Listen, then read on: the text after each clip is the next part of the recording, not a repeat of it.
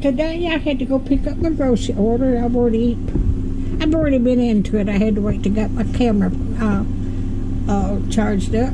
I got me some chips and some French onion dip. And I like these Marie Callender dinners. I got fettuccine with chicken and broccoli.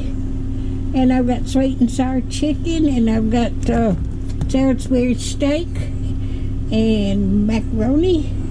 And then a healthy choice has got sweet and sour chicken. I thought I'd try that. And I like my baked potatoes. And I got me 3 potatoes. And I can bake one each day and have it with sour cream and butter.